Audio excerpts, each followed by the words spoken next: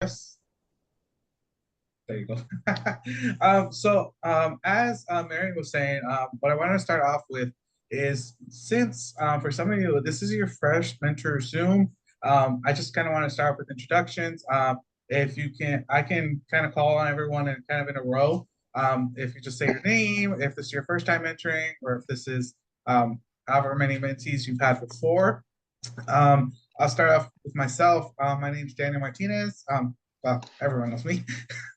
Sorry, I always forget that part on the mentor calls. But so I'm fortunate enough to be the director for the high school and middle school program here with Guadalupe Center. I've had one mentee before. The reason I don't take mentees on anymore is because at the events, I'm so busy running the event that I don't get to sit down with my mentee and talk to them. The one time I did it, it was wonderful getting to know them, but unfortunately, I don't want anyone kind of have to face that and then be on their own events. I'll call Mary. You're first in line. Hi, I'm Mary Lindquist, and I have, well, these are all sophomores, right? These are all sophomores? Yes. So Guadalupe is my mentee. I did graduate one mentee already. I think that was 2 years ago she graduated. I had another one last year that hasn't worked out so well, so we lost her from the program, unfortunately. And this year I'm taking on two, so a sophomore and a freshman. So I live in Naples, Esplanade. I don't know, we do have a big group of people at Esplanade that are mentors. And yeah. Perfect. Thank you, Mary. Joan? Hi, I'm Joan Gruber. I live in Sanibel. I had a mentor that was graduated last year, and I am mentoring her sister as a sophomore. So it's really fun. And my mentor from that graduated is now at Michigan State. So it's kind of exciting. So that's my scoop. Thank you, Joan. I just want to add real quick, if I cut out for any reason, the internet has been spotty here in Immokalee all day, so I'm sorry if I cut out randomly or something. If for some reason it shuts down the Zoom, I'll start it up immediately if you just follow that link. I don't know what's going on. It happened at Hope Circle this morning, happened near where I live a little later on, and now I guess it's happening here. Reina? Hello, good afternoon. My name is Reina. It's my first time doing this for sophomores, or I guess for any mentors, mentees. I go to Florida State University or Florida Gulf Coast University. I'm in a master's program for clinical mental counseling, and I'm graduating in the spring. So I think we'll graduate together, me and my mentee. Nice. Irina?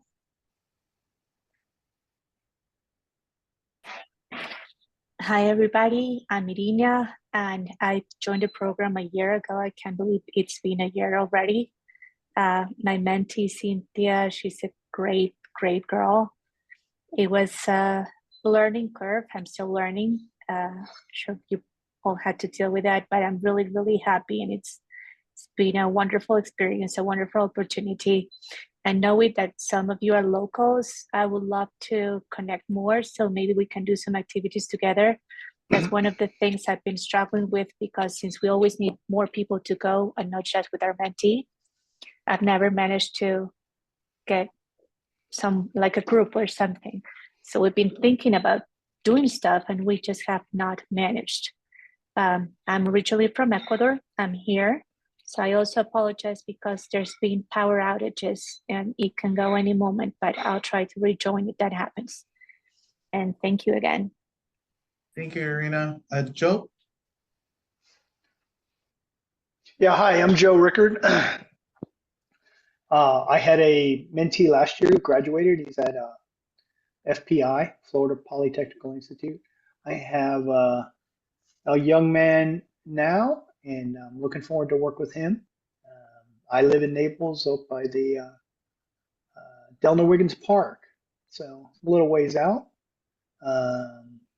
But I enjoy doing this, and I'm looking forward to doing it more. Thanks. Thank you, Joe. Carrie? Hi, I am actually traveling. I'm at a conference in Tampa, so if I have any interruptions, I apologize for that. It's my first time being a mentor. My mentee is Gabriella, and really looking forward to the experience. I live in the Naples area, and I'm just excited to work with Gabriella. I have 2 children in college right now, and then my oldest has graduated law school and is finally launched. So it's great to be here. Thank you. Thank you, Carrie. John McNichol. Sorry, there's 2 Johns on. Hi there, John McNichol. It's my first time being a mentor. Met Jaden midway through the school season, I think last year, and we've been catching up with one another via Zoom, depending where I am in the world. And he's a great kid. He likes to chat. He's funny, and he wants to pick up powerlifting. So he just joined a gym near his house, and he's bigger than me, so maybe he's got some potential. Thank you, John. Paul. Hi, everybody. My name is Paul Dooley, and I am in my 2nd year of being a mentor to a great young man named Martin. We have had some fun over the course of the last couple of years, and he's very, very much into engineering, and he has the grades to back it up. So I'm really looking forward to working with him to try to help him achieve his goals. I live in Lely, and been down here about 5 years full time. I'm a part-time college professor, so I am able to do the whole thing from sunny Naples, and glad to see everybody. Thank you, Paul. Taffy. Hi, I'm Taffy Miltz. So I'm on my 4th mentee. I've been doing this since probably like 2012. I got Christina the end of last year. And so we've been texting and talking, but haven't met her personally. The Zoom thing, not the Zoom itself, but we used to meet for dinner. So I guess this is in replace of that. So pretty well aware of what mentors do, except for the fact that the program's changed a little bit in the last couple of years.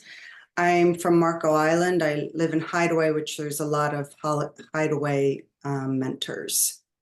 And they also do the Guadalupe picnic down there and things. So if anybody wants to volunteer for the 3rd graders, or is it 2nd graders or 3rd graders that do the picnic? Second. We'd love to have more help down there. Sorry, yes, it's the 2nd graders. Sorry, everything turned off on me, and I thought it kicked me out, but I'm all good.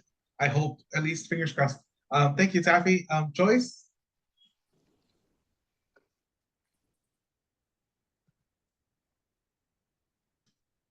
Oh, hers may have cut off. Maria Munguia, are you able to share? Yes, sorry, I'm driving back from the urgent care. But my name is Maria Munguia. This is my first time being a mentor. My mentee's name is Patricia, and I'm looking forward to meeting her tonight, actually. And I actually went through the Guadalupe program and had a mentor of my own. And till this day, we're still really close. I love getting to catch up with her. So I'm very excited to hopefully replicate a relationship like that and be able to pour into her. Thank you, Maria, and hope you're okay. I know colds and sickness have kind of been going around. Abigail, Jose. Hi, everybody. My name is Abigail. I go by Abby. I started mentoring last year, and I've really been enjoying it a lot. Megan is a really outgoing young lady, and she's just really funny. And so we've had really great conversations. I actually work for Health Network, which is also founded in Immokalee. So that's how I heard about Guadalupe Center. And I remember being in high school and very confused about the college process and what my options were in high school and beyond. And so I wanted to be able to kind of guide someone through that and make sure that they felt like there was someone there for them in their corner. And I'm also really open if anyone wants to get together as a group to meet up in person.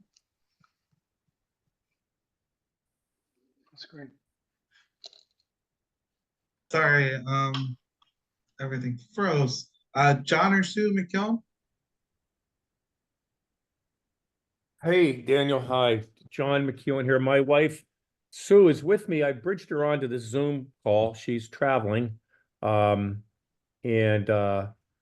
I have her, she's listening, and I guess I can get her to talk at some point when I figure out how to do that. But regardless, I joined this program a little less than a year ago. I'm fortunate enough that I mentored two young ladies, Allison and Kimberly, and my wife mentors one young lady. This is great. This is what a great program this is, and we're so happy to be able to do this. I raised three daughters, and my wife raised two daughters, and so we have the daughter or the young lady thing figured out in terms of kids being in high school. At least we think we do. Our daughters would probably, laugh at that, but anyway, this is very rewarding for us, and we just look so forward to all the different events with these high school freshmen, and it's just a great program, Daniel. So thanks for having us, and we look forward to the next event where we can all get together with our mentees in person. Thank you, John, and thank you everyone for sharing. I really appreciate that. What I'm working on my end is I'm trying to set up kind of like little group emails for people who live in similar areas by address, so that way you can kind of connect with each other, and that way if you want to go on an outing with other mentors, you're able to know like who kind of lives in your area. That way you guys can kind of carpool or meet up at a certain area. It's a little difficult because, of course, there's so many different addresses and so many different people, so I'm trying to narrow that down. But I'm trying to get that out as soon as I can.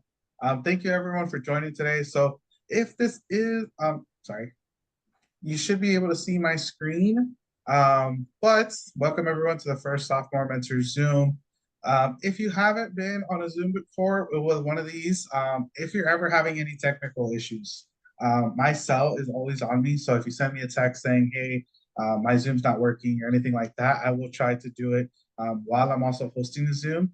And then what to kind of expect. So between 1:30 and 2:05, I give a presentation on what we're doing on our end as the Guadalupe Center to prepare the students for life after high school. So I may be talking to you about ACT prep. I may be talking to you about time management or career discussions or just some topic, but it's what the sophomores are doing right now. That way you can kind of talk to your students about those aspects if you're not, if you're looking for topics to talk about. But I always encourage you to talk to your mentees about their family, their extracurriculars, their friends, what's going on. Between 2:05 to 2:15, I kind of give it as a little bit of wiggle room for a Q&A or restroom and water break before the students jump on. So after every mentor Zoom, we do have breakout rooms available for you and your mentee. If you'd like to use them. I know some mentors like to take their mentees out to dinner or meet with them for lunch or meet them at the park with friends. It's kind of up to each mentor. That's why I let everyone know if you'd like a breakout room, let us know. This allows us to tell the students to say, hey, your mentor wants to join the breakout room with you. Can you be in this classroom to make sure that we can help you with connection? And sometimes because some students may be taking college courses, wherever they're at, they can jump onto the Zoom as well. It's worked out pretty well for our seniors and our juniors, so I was excited to bring this to sophomore and freshman mentor Zooms as well. It is available until 2:50, but if you feel like your conversation is kind of wrapped up with your mentee, you don't have to stay on until 2:50. You're able to jump off the Zoom at any point during that time period. It's up to you guys. I know some mentors prefer to FaceTime with their mentee, so they jump off the Zoom right at 2:15, and then they jump out to FaceTime on their phone. That's okay too. This is just a space to kind of be available to everyone to speak with their mentee. We do have our events. Go ahead, Mary. So for today, I was expecting to be on the Zoom with Guadalupe. Is that going to happen, or did we have to? And that's why it's helpful for me to have my phone. So right now I can message Esmeralda to let Guadalupe know. Okay, I did text her, but I don't know, she hasn't been communicating back so great. So Okay. I did text her that I would see her today. So I kind of assumed. So in the past, you just always set us up. So now we're supposed to tell you in advance. Is that what you're saying? Yes, ideally, so that way we can make sure those students, for example, if say Guadalupe had practice, if you were to tell me yesterday and we were to text her and say, hey, be on the Zoom tomorrow, she can let us know ahead. Before, we would have the whole class in the classroom at once, and you would overhear everyone's conversations. Oh, And that was a little bit of a problem back then when we had 30 students. We recently did a round of recruiting, and we actually have 38 sophomores right now. And so a lot of kids. We're excited to have them, but I also didn't want everyone to feel like they're overhearing everyone's conversations, like they can't really talk to their mentee. So that's why we kind of switched it up. okay, thank you. No problem. So today I got an email about 20 minutes ago telling me that Immokalee High School will be having a lockdown drill at 2:45. So the mentor Zooms just for today will be available up until 2:35. That will give Esmeralda enough time to get the students packed up and out of Immokalee High before the lockdown drill happens. During the lockdown, they actually have to shutter the windows, take down the cover on the door of the window. They all have to huddle into a corner. They close their devices and everything. So to avoid all that during a mentor Zoom, we're just wrapping it up a little bit earlier. I apologize for that. I didn't know that was happening. Otherwise, I would have scheduled the mentor Zoom on a different day. And of course, I got it 20 minutes ago, which was like 10 minutes before the mentor Zoom was supposed to happen. So you should have seen me scrambling, but we're all good. Today for the agenda, if you haven't met the team, I just want to show who they are so you can kind of know who I'm talking about in the future. And then what the sophomores are kind of talking about right now with Esmeralda is the SAT and ACT, Magoosh, career discussions, a career project. And then I wanted to share with everyone what we kind of track with the students throughout their sophomore year. What I also wanted to share, if this is your first mentor Zoom, feel free to interrupt me at any time. If you have a question or if you have a comment or if you're curious about something. I have 2 monitors, so I can see everyone on one end and I see the presentation on another, but sometimes I don't catch something, so feel free to interrupt me. I welcome conversation.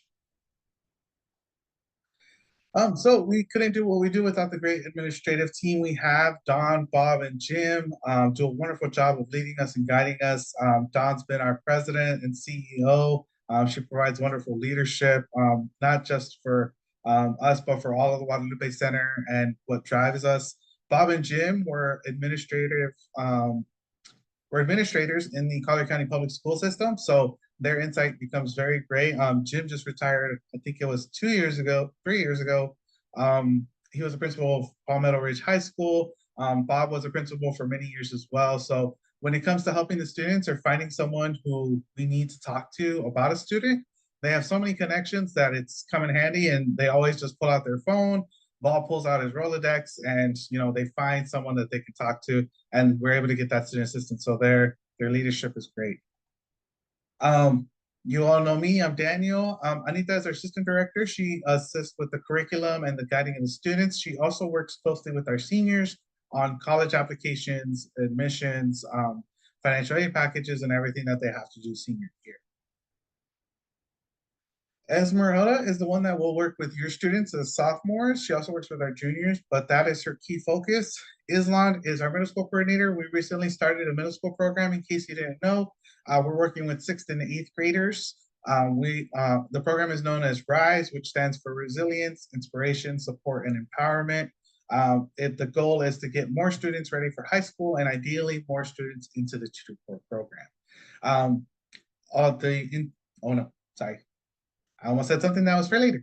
Amanda and Monica are our senior site supervisors for the GAP program, the after school program at the elementary school. So if your student ever says, I'm having trouble at work, or I'm thinking about this at work, you can always point them in the direction of Amanda or Monica. They can talk to us too, but the primary goal is for them to talk to those 2, because that is who is in charge of all 5 sites. And if they ever talk about work, that's who they may be mentioning.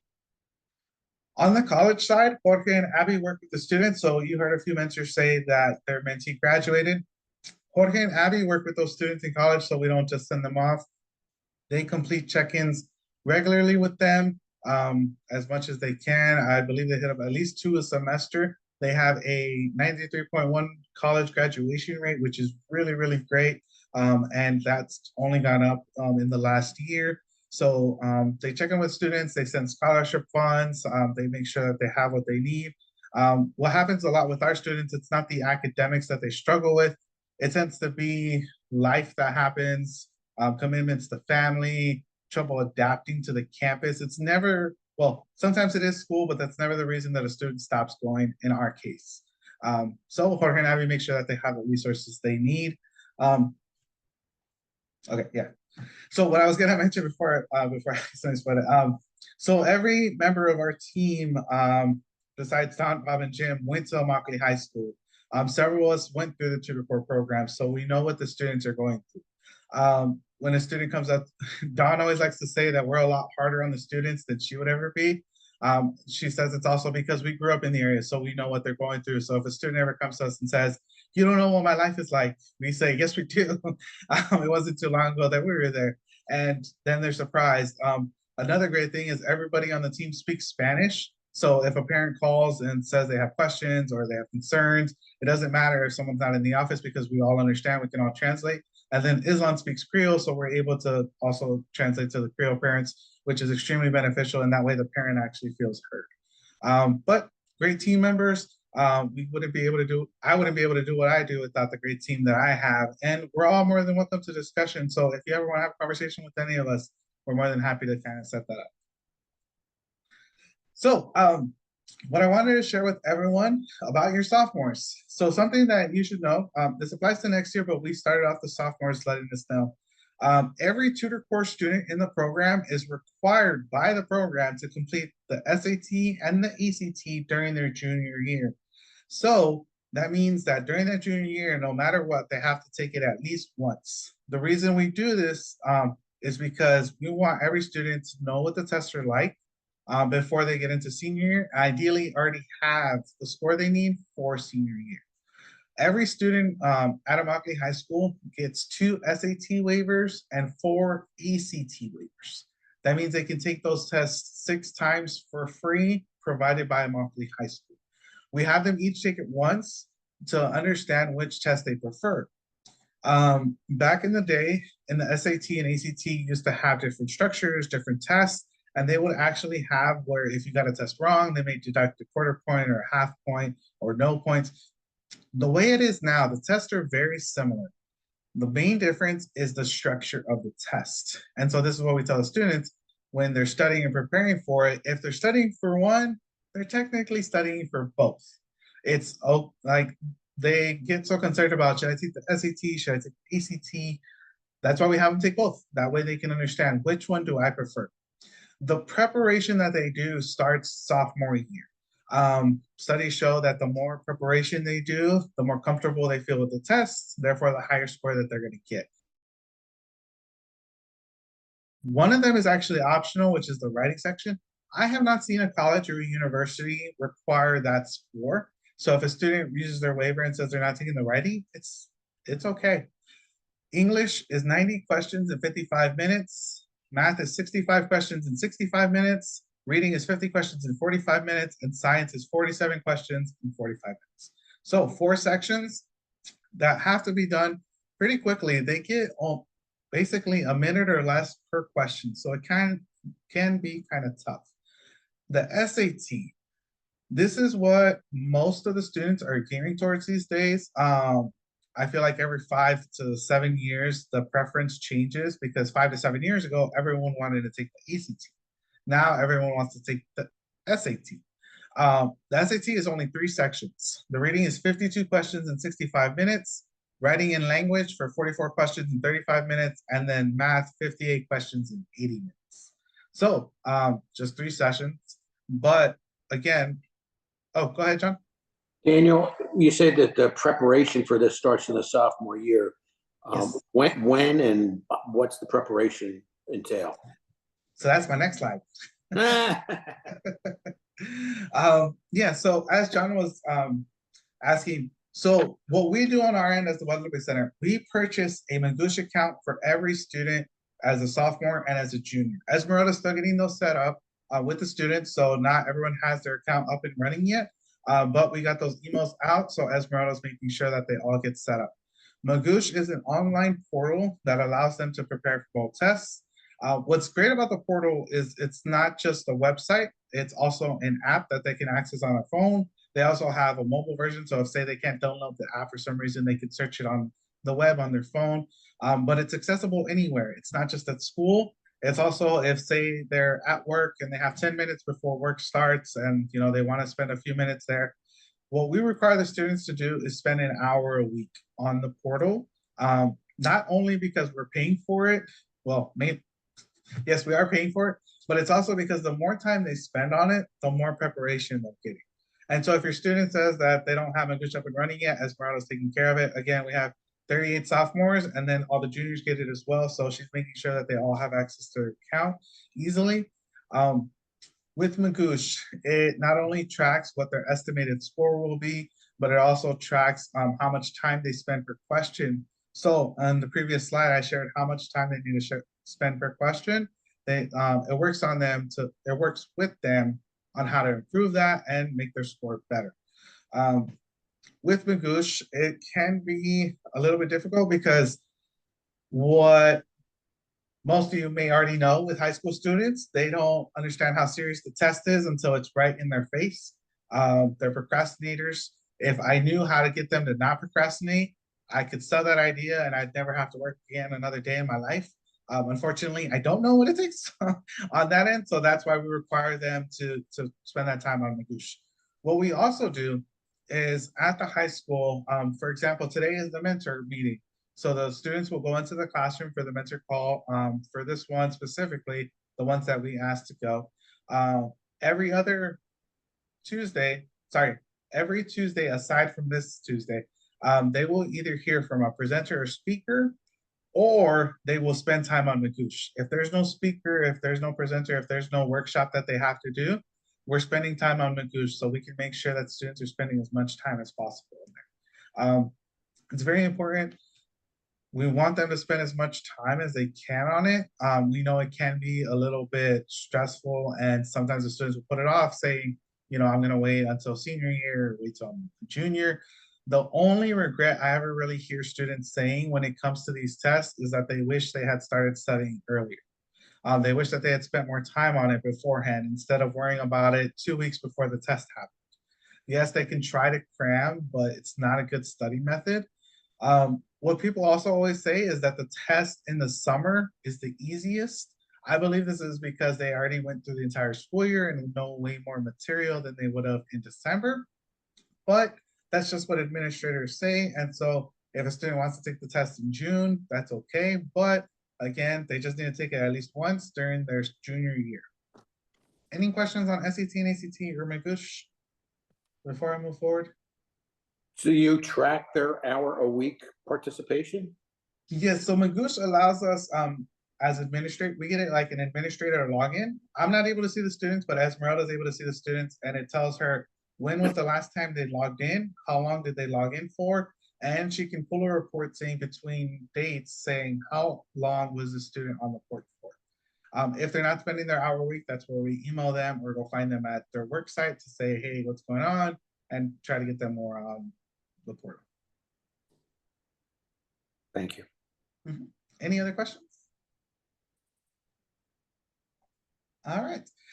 So a big part of freshman and sophomore year, we started it this year. We're having career discussions with the students.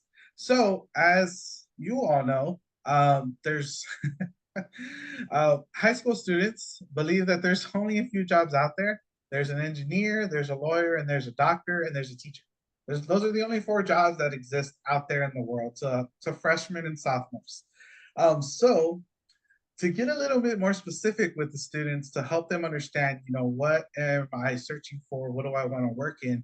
We've actually started to bring in a few people who are still working in their careers to talk to the students about their job. So, so far we've had an advanced practicing registered nurse. we've had a dental hygienist, we've had accountants, and we've had someone who's a hospitality manager.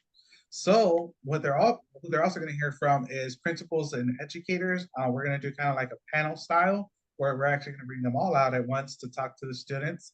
We're going to have a lawyer and we're going to have a doctor.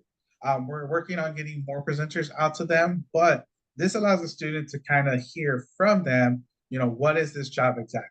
What is my day-to-day like? Is it something I actually want to do?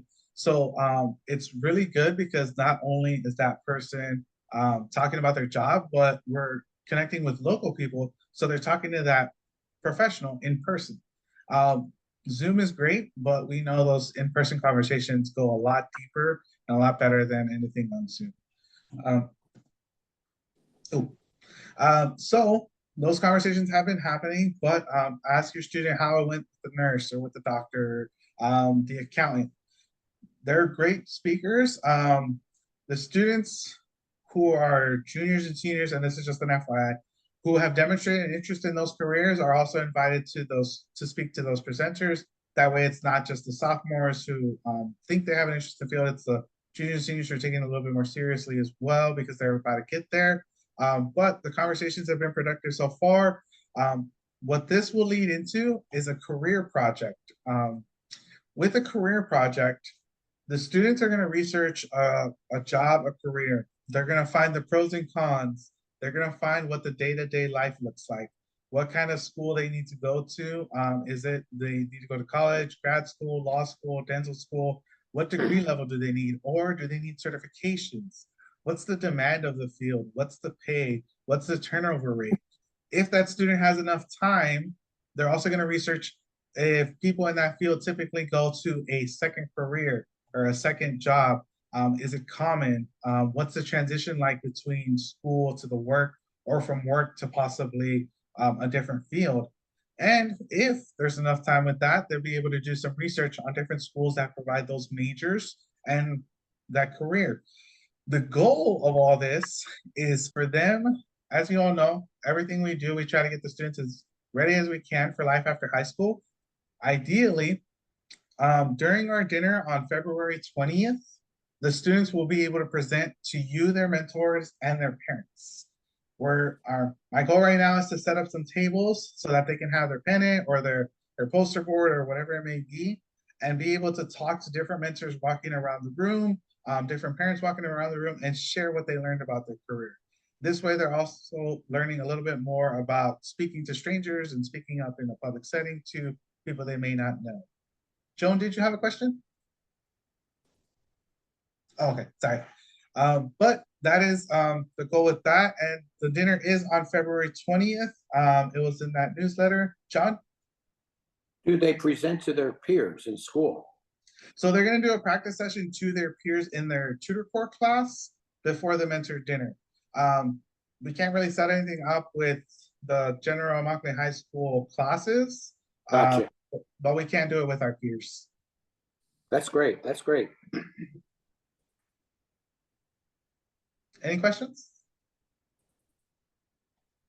And then to share with everyone, just so you know on your end, if you ever have any questions about this, this is what we track on our end as sophomores. We track their GPA. If they're taking any dual enrollment classes, we track that GPA as well, because that GPA will be separate from Immokalee High School's GPA. Their dual enrollment GPA is going to affect their college admissions and it is official college transcript. We track how much scholarship funds your student has accrued from when they started working their freshman year. We track their desired majors and careers. What we actually have them do is a quiz online that tells them their personality. It also tells them their desired career, interests, fields, majors. If they've registered for the SAT and ACT, typically most sophomores won't take it this year. There will be a few though that want to do dual enrollment next year at FGCU. FGCU does require the SAT and ACT scores if they're interested in that early admissions dual enrollment cohort. And then we also track the time they spend on Magoosh. So if you ever have any questions about these, feel free to shoot me an email and I can send you as much information as I can. We're regularly logging into their portals to check their grades, check their attendance, and making sure that they're doing what they need to do. Any questions? Okay. So if you'd like to meet with your mentee in person, these are some Saturdays that are available here at our center. So like we shared earlier, because of our guidelines where you can't be alone with your student, typically you have to find another mentor to go out with you. Our Van Otterloo campus on these Saturdays will be open to DCF testing. So there will already be staff members here to have the building open for that test that takes place. They take place in a big room. Aside from that, we have our mentor lounges. So if you'd like to meet with your mentee in person, there'll be a staff member here from 9 to 1. One is actually this Saturday, but if you'd like to use any of their Saturdays, shoot me an email. I'll reserve a mentor lounge for you, and that way you can meet with your mentee in person. And that's all I had. So are there any? I can just jump in and say something about last year I did go out to the Guadalupe Center, and I just brought lunch for my mentee and I, and it was just a really nice, I think it was maybe our first meeting. So that actually worked out really well. Thank you, Mary. And then were there any questions about anything I shared or any questions that anyone else has for me or for your fellow mentors? Go ahead, Joe. Oh, Joe, you're Yeah, on there was a requirement last year. I don't know if it still is, where they were required to send an email with like minimum is like an email with 7 sentences, 7 different sentences, once a week. Is that still a requirement? So, I just lost everything. Can everyone still hear me? Yeah. Yeah. Okay, sorry, everything went dark. Oh, there it is. So, that used to be a requirement about a year or 2 ago. Because some mentors prefer Zoom, FaceTime, or phone calls, we require every student to communicate with their mentee at least every 2 weeks. So we ask mentors to reach out to their mentees also, like about every 2 weeks. We also understand, sometimes things are going on in life or in family, so that may delay it a little bit, but we want every mentee to talk to their mentor pretty regularly. Thank you. Do the students know? Do the students know they're supposed to talk to us every 2 weeks? Because I myself and I talk to other mentors that sometimes the other students don't respond, so they do know that they're supposed to. Yes, yeah. Esmeralda will announce it regularly at the meetings. If you're ever having trouble communicating with your mentee, let me know, so I can get out to them and find out what's going on. We had an incident once where, for some reason, a student's mentor's emails were going straight to their spam without them ever even knowing that they received it. We don't know what caused it. Another time, a student lost all access to their email, and they were just too scared to tell anyone because they thought they were going to be in major trouble. We sat down with them, we helped them get back into their account, and then they saw that they had missed several emails. So if you're ever having trouble with that, let me know and we can go out and find them. Daniel, somebody reached out not long ago about trying to talk to us and share good experiences or even bad experiences in the hopes to get us in a better place to do this. I don't know if that I missed the date or the format of how this is going to happen. Because again, I've been doing great communicating with Cynthia. I guess it got really hard during the summer because she was not working or tutoring, and there was not a lot to share. I mean, we would still touch base with like, how are you doing? Good. And you good? Like, So we decided, we established a book club. So we were reading the same book, and then we were able to at least talk about that. And she chose the book, and I mean, it worked. But I don't know, maybe somebody else has other ideas. I would love to. There's kids that are outgoing. There's some kids that are less outgoing. Cynthia is of the latter. Now it's gotten better. We talk a lot more, but if anybody else have pointers, or if you, as Guadalupe, has a series of things or ideas, I would love to keep on doing this to make the best possible experience for everyone involved. Yeah. So I sent that survey out, I think it was, I want to say May. So I took everyone's recommendations. I spoke with our Naples team. What we're actually having, it's getting approved by Dawn and then going through final edits, but we actually made a video with some of the veteran mentors that's a few minutes long to help all new mentors or mentors that are just starting off to give them advice, to give them conversations to talk about. And that is actually the topic of my next mentor Zoom. Right, with this one, I wanted to share everything about SAT and ACT and everything that we're doing to start off sophomore year. But with the next one, I kind of wanted to do more, what helps you get along with your mentee, what helps conversations, what's helped in the past. And I'm hoping to bring in a few of the veteran mentors as well to kind of be able to answer any questions or share their experiences. I hope that helps. Any other questions? I have a quick question. Go ahead, So, Tabby. because this is so different from years past when I was mentoring, what are the guidelines, which I'm sure I was given someplace, but I don't remember them, for meeting with your mentor? Like, we used to just be able to pick them up and take them to dinner, and like, if we can meet with them with like how many other people, or how does that work? Yeah, of course. So this question always comes up regularly, and it's no problem. So what we always say is that you just never want to be alone with your mentee, where the mentee also feels alone. So if you can bring a friend, or if your mentee can bring a friend or a sibling, or even their parent, just so that there's another party member in that group. What is always best, and what I always recommend, is if the mentor brings a friend and the student brings a friend, it just helps the conversation go a little bit better, especially when you're first starting to get to know them.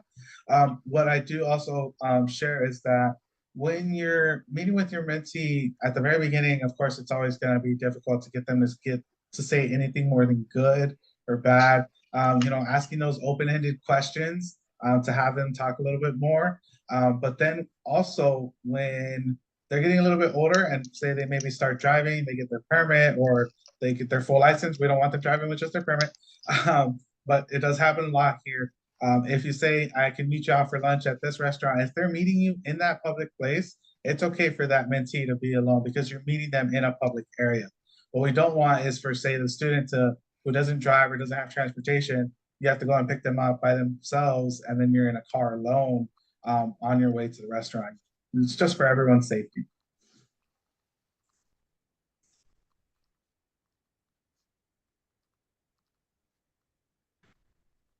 Is that good, Taffy? You're on mute right now. Sorry, yes. Okay, cool. I didn't know you were waiting for a response. Sorry. No worries, you're good. Any other questions?